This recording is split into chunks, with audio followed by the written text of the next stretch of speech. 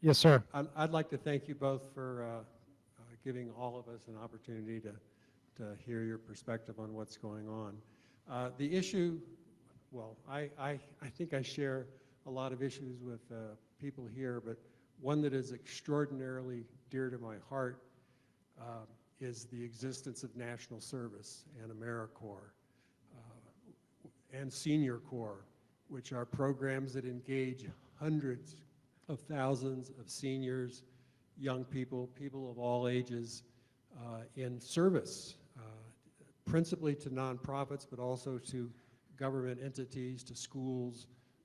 They help prepare our forests so that they don't burn up. I mean, just critical work. And importantly, also, it gives them an attachment to this nation because it is national service. And it works in concert with all of the local efforts. And so what I'd like, I mean, I know that both of you support national service, AmeriCorps specifically, but I'm hoping that you can tell me that you're crossing the aisle and talking to your colleagues that wear different hats than we do, trying to convince them of the importance of national service. Do you want? We'll give brief answers, I think, because we both strongly support it. There are cuts in this bill to national service.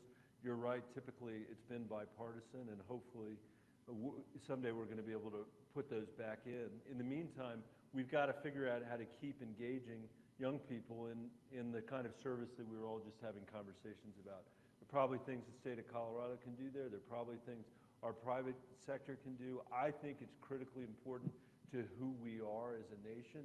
That to Tocqueville observation that Jason was talking about our civic architecture has so much to do with the volunteer spirit of the American people, and it is a way of bringing us together. I mean, we should be not dealing with the cuts. We should actually be creating a system in this country of national service. That would be a way of building our civic spirit, and I hope someday we'll be able to do that.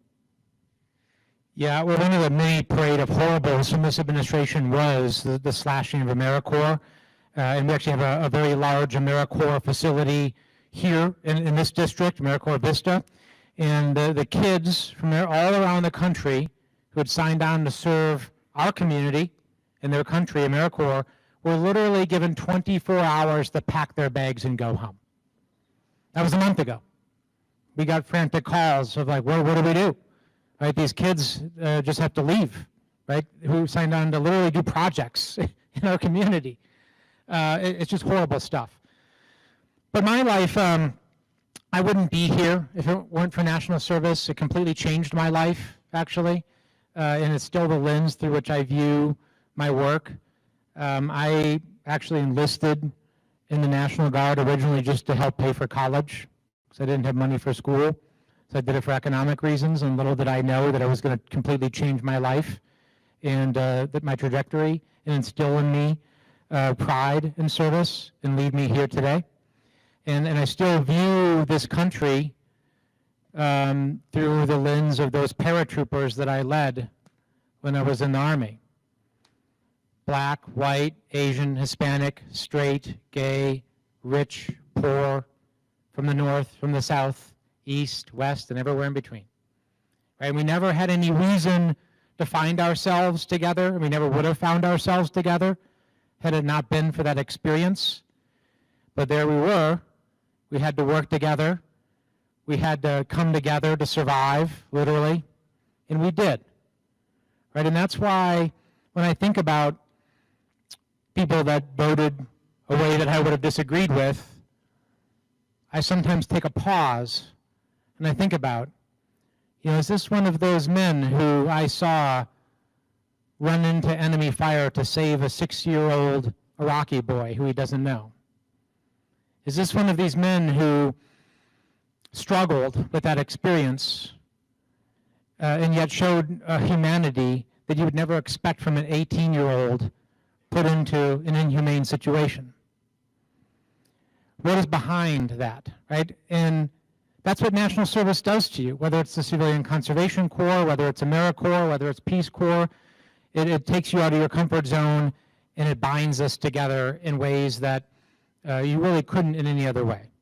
And that's why, as a member of the Bipartisan Veterans Caucus in the House, we have made it our priority to reinvigorate national service pipelines.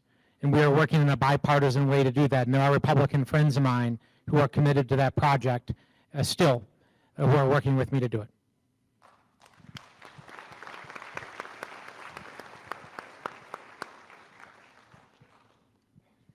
So I'd like to thank you as well for coming out and keeping up this pace. I think it's very important to be in front of your constituents, unlike many folks out there.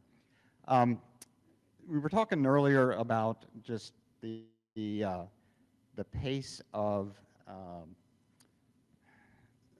just all the stuff that's happening, and it's hard to keep up with it. One thing that, let's just focus on one thing, and that's the corruption that I'm seeing. If you look at, take one aspect of corruption, which is cryptocurrency, it seems like the laws, cryptocurrency, it seems like the laws are inadequate today to meet the threat from corruption in cryptocurrency. And my question is there any focus in either the House or the Senate to shore up these laws and try to get ahead of the game here? So we have a, have you had a bill go through yet in the House? On emoluments or crypto? No, not crypto, no. So, yeah, we're not keeping up with it.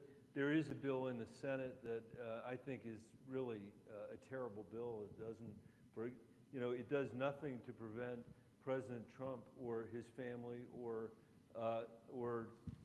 members of Congress, for that matter, from issuing cryptocurrency. You hear of a case where the guy's making billions and billions of dollars with these shady schemes, and that's not even dealt with in this legislation. There are allegedly the votes to pass it. The thing's called the Genius Act, by the way, in the Senate. So naturally, I offered an amendment which I called the Stable Genius Act, and that simply says that if you are the president and you are the vice president and you are a member of Congress, you should not be able to issue cryptocurrency. You should not be able to speculate in it, and you should put it in a blind trust. So I'm hoping very much to be able, if they bring it forward next week, I don't know whether they will, I'm looking forward to that debate, because I think that the problem is the bill is not thoughtful enough, and it risks the result of sending a signal to the American people that this is okay, that it's copacetic, that somehow the consumer protections part of this law are all right if it passes. And that I'm deeply concerned about that, because I've been watching this thing, and it has gone through as a tear through the Senate, and I think it's a very, very incomplete job, to say the least. So look for the Stable Genius Amendment.